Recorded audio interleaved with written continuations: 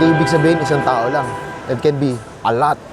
You can be partners with a lot of people. You can build things separately, uniquely with different people. Different, unique people.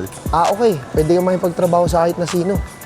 Pwedeng magbigay ka ng value sa kahit na sino. Tapos collectively, nananalo ako sa kanya, nananalo ako sa kanya, nananalo ako sa kanya. Collectively, marami kang panalo. Tapos yun din, lahat ng yun na nananalo, na maliliit na panalo, kasama ka, may mga businesses, hahanap sila ng partners. 20% lang sa kanila. 80% lahat sa partners. Pero lahat ng partners nagdadala ng sales. 40 people, tagto 2%, 80% kanila. 40 fucking people nagpo-promote ng business, tapos yun nagtayo ng business. Isa lang siya, 20% yung kanya. Kasi may capacity pa siya gumawa pa ng business with other 40 people, kaya niya lang humawak ng 10 tagta 20%, which is what?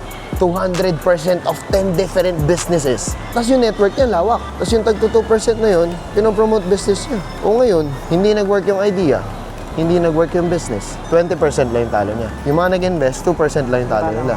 But if they win together, the value of their 2% can be 2% of a billion.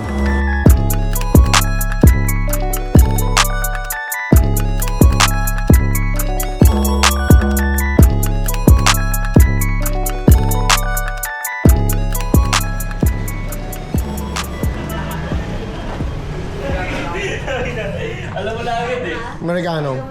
Amerikano, one more. Matcha ka, tita. What's this? Isa na natin para makikita natin unti-unti. Oh. Kalahati pa lang yan. Oy, I like this. Nice. Oh, bukid. I like that. Oh, no. Ayun yung laman ng brain mo, no?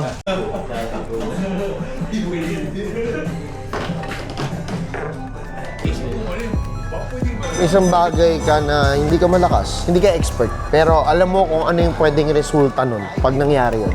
Hanap ka ng expert dun, tapos isupport mo siya. Pag nabigay niya yung value na kailangan mo, make sure na ma-provide mo rin yung value na kailangan niya from you. Magaling ako mag-design, pero hindi ako magaling mag-build. Architect ako, pero hindi ako engineer. Hanap ako ng magaling na engineer na makakabuo ng gusto ko. And then yun yung value ko sa kanya. Together, makakagawa kami ng kakaibang bagay. Laging importante yung partnership, kahit saan. Partnership, very important.